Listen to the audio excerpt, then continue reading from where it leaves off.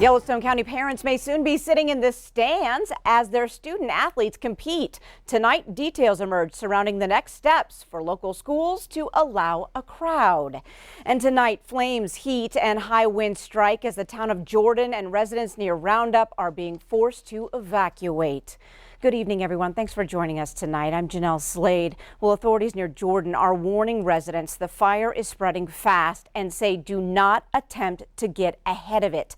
Now, the evacuation order went out a little before 4 o'clock this afternoon. Residents are being advised to head west. The Garfield County DES Facebook page states that the sheriff's office was monitoring a landowner's burning project, which was under control. But sometime afternoon today, DES requested all units respond. The fire spread to northwest of town, headed east, and then jumped Hell Creek Road. Both the Bureau of Land Management and the Miles City Fire Department responded. A woman answering the incident commander's phone tells Q2 it's a dangerous situation with thick smoke and howling wind. She does not have an acreage estimate as of yet, but says the fire has jumped 2 county roads. Roads are closed from Jordan to Circle and from Jordan to Hell Creek State Park. Well, firefighters in Muscle County are also working several fires at this hour. The main concern is Bobcat Lane, where multiple agencies are working to contain the fire. Evacuation orders have been given for Bobcat Lane and several other roads in that area. Shelters are currently being opened in Roundup. Crews are also working a fire off of High 5 Road in Melstone.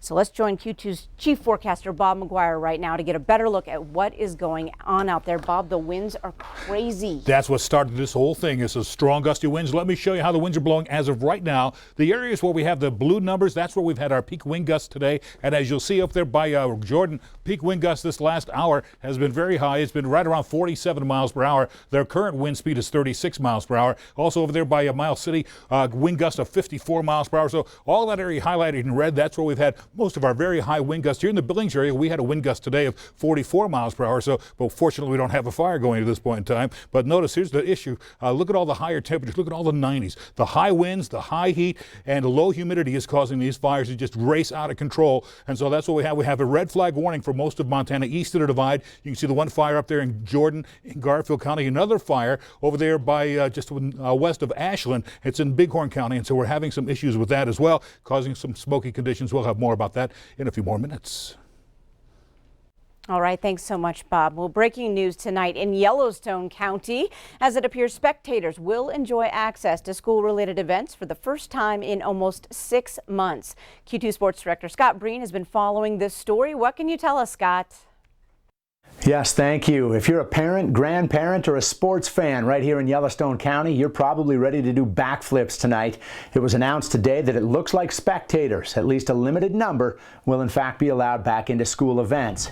Local administrators today met with the county health department, and it was agreed that each school will manage logistics related to spectators by creating individual plans. This is expected to be announced tomorrow morning at a 10:30 media conference.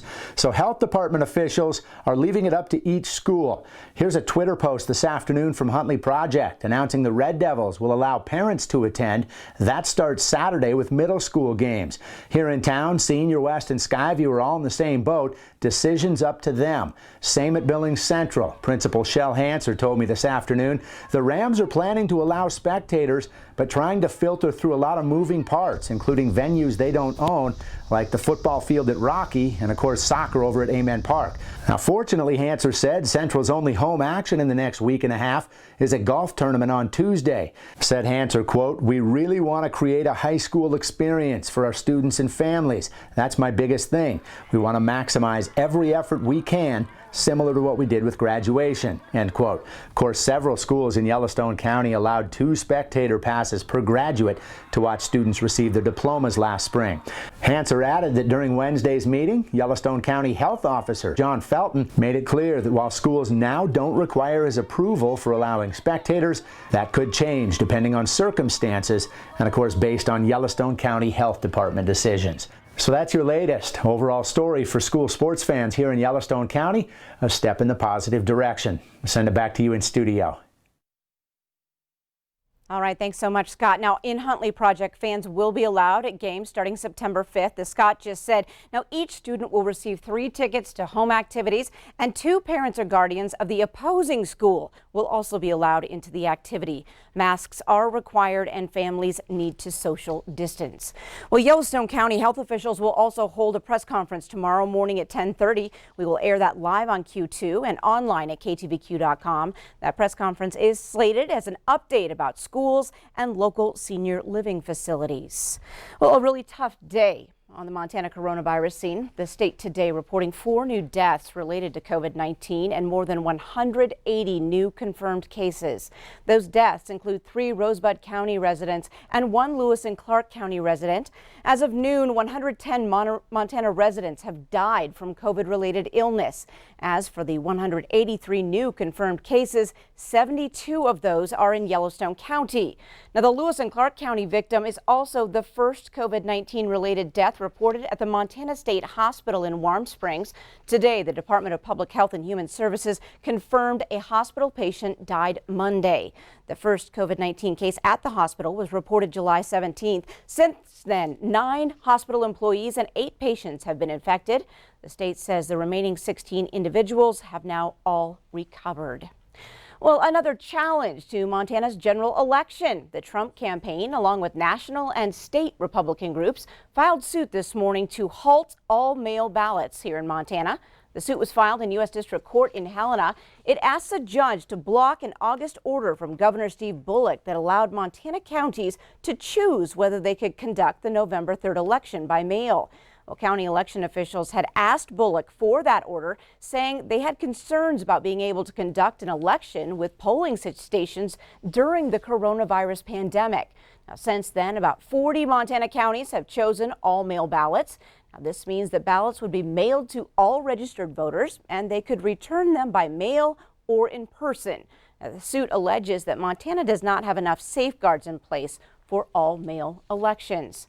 And the Trump administration is now working to lift endangered species protections for gray wolves in the lower 48 states. This could be approved by the end of the year. Removing federal protections gives states the power to manage their own animal populations. According to the Fish, Wildlife and Parks Service, the wolf population did rebound over the last few decades. Numbers now exceed more than 5,000.